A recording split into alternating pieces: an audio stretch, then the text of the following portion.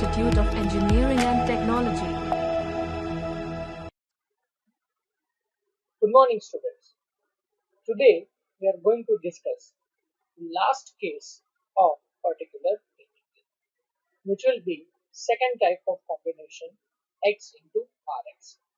Particular integral is a part of general solution while finding complete solution of higher order differential equations.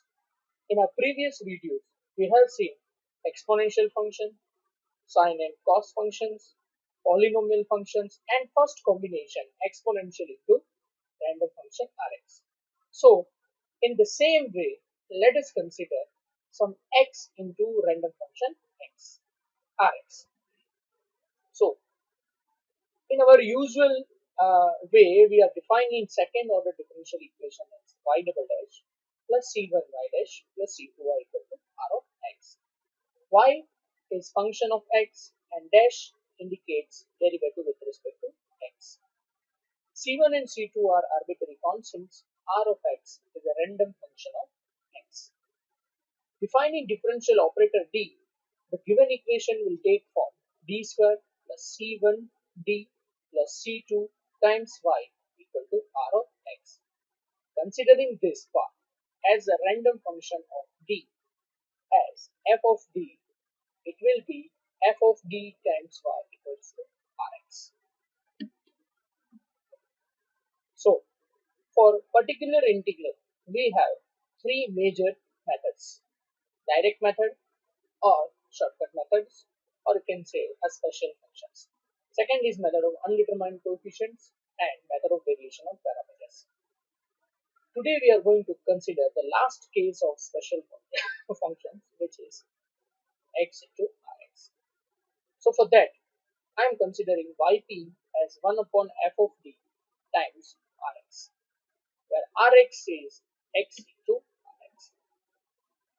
These are four cases which we discussed earlier: exponential, sine, cos, polynomial e raised to ax plus b into rx, and today we are going to consider x into rx. So if your function is x into rx, then yp will be x times 1 upon f of d rx minus f dash of d upon f of d whole square into rx. F dash d indicates derivative of function with respect to d. Let us consider examples. Suppose the given differential equation is y double dash plus y equals to x into sine x. Then the first step is to consider the operator form, and that is nothing but d square plus 1 times y equals to x into sine x. Now, for complementary function, I am assuming auxiliary equation f of d equal to 0, and that gives me d square plus 1 equals to 0, and that means we have two complex terms, 0 plus or minus I. Alpha is 0, beta is 1, and therefore complementary function will be c1 cos x plus c2 sin x. Now coming to the main part, finding particular integral 1 upon 1 plus d square of x into sin x. So here rx is sin x and f of d is 1 plus d square. So considering our formula for x into rx, it is x into 1 upon 1 plus d square sin x minus derivative of f of d, which is 2d, and in denominator square of f of d, which will be 1 plus 2d square plus d raised to 4 of sin x. Now, these two examples are individual examples of sine and cos, means our second case of particular integral with direct method. So as we know, whenever we have sine x, we can convert d square by minus of a square. So a is 1, so minus of a square is minus 1. But here, if we replace d square with minus 1, denominator will be 0. And we know in such cases we are taking multiplication by x and taking denominator's derivative. So now it is 0 plus 2d of sin x, whereas in this case, if I replace d square with minus 1, this denominator is also 0. So I am taking 2d outside, And then for the 0 denominator, I need to take multiplication by x and derivative of denominator, which will be 4d plus 4d cube. Now, here I'm keeping this step as it is. Over here, if I still replace d square with minus 1, this part will remain as it is. This 4d cube will be split into two parts. 4 times d square into d, and d square will be minus 1.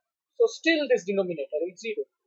And therefore, again I am multiplying by x and taking denominator's derivative. So it will give me 4 plus 12 of d square. Now, 1 upon d indicates integration, and that is nothing but the reciprocal of d. So x as it is, and then I am taking 2 outside, and integration of sin x would be minus of cos x.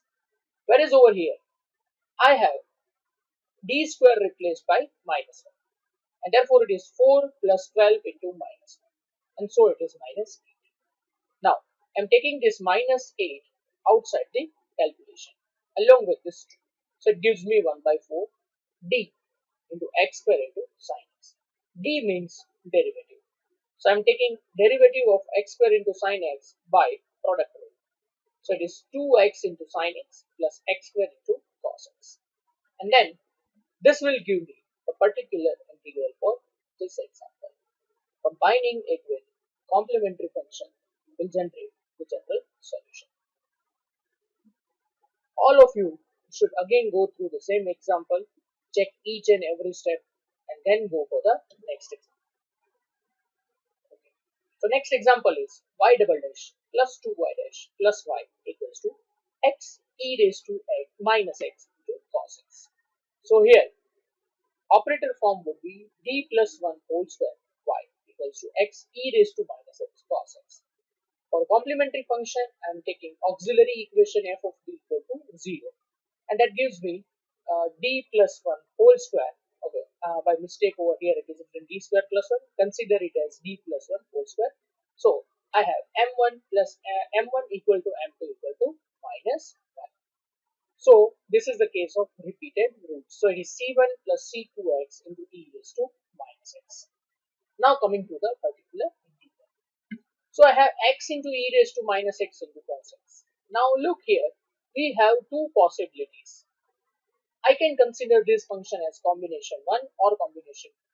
But always consider exponential function first of all for the combination. So I am taking e raised to minus x outside the bracket, and what will be the effect? Effect will be, it will shift d to d minus 1. So it is d minus 1 plus 1 whole square, and that will result into d whole square into x cos x. Now this is nothing but the combination 2. So I am taking x into the count. So it gives me x into 1 upon f of d rx minus derivative of d square, which is 2d, and denominator square into cos x. Therefore, as we have cos function over here, and we know in sine and cos we are replacing d square by minus of a square. So it gives me x into 1 upon minus 1 cos x. Over here it is 2d upon minus 1 whole square cos x. Now simplifying this will give me minus x cos x minus 2d into cos x. D means derivative of cos x, which will be minus of sin x. And therefore my final result is minus x cos x plus 2 sin x. Now simplifying this, it gives me e raised to minus x cos x plus 2 sin x. Combining it with particular integral complementary function c1 plus c2x e raised to minus x plus e raised to minus x minus x cos x plus 2 sin x will give you general solution. I hope all of you understood what was the technique in this combination 2. I tried to cover a complicated function like 3 different categories into the multiplication on the right hand side and how to handle it carefully. At the end of this combination 2, I would like you to remember one thing, that whenever you are finding the general solution, if you observe any one of these 5 categories on the right hand side, it is always advisable to go for this technique. instead of any other techniques. Although other techniques are also applicable in these cases, but we should always prefer this direct method to find the solution. One more thing I want to tell you about this particular case, that is, whenever you are finding complementary function and particular integral, at last you should check that there is no repetition of any function in complementary function and particular integral. It may happen sometimes during calculation there are some errors, and due to which you are generating a function which is same as complementary function. But remember, whenever you are writing the general solution, if your part of complementary function and part of particular integral are same, what will happen? Your constant with particular integral will be merged into complementary function, and that will reduce the value of particular integral, and that is not advisable. So always at the end of your general solution, you should verify whether your components of CF and PI are linearly independent or not. If your values are coming same or they are linearly dependent, that means there is some error in your solution. So at the end of this fifth special case, let us consider that how many different types of functions we can solve. If you have the right hand side as exponential function, you can solve exponential functions, you can solve hyperbolic functions, you can solve constant functions. For the second case, we have sine and cos. Remember, on the right hand side, if there is sine and cos, then and then only you should use that technique. It is not applicable for tan, sec, cos or cot. Third case is of polynomial. If you have polynomial, you can use the geometric series 1 upon 1 plus t, 1 upon 1 minus t. Fourth case was e raised to ax plus b into rx. If you have exponential function into random function, shift exponential function outside and that will shift the value of b to b plus a. Finally, x into rx, for that we have a particular formula. X into 1 over f of dr minus f of d derivative numerator, and in denominator it is square of f of d into rx. I hope this will summarize the whole part of direct methods and it will help you a lot. Thank you. LJ Institute of Engineering and Technology.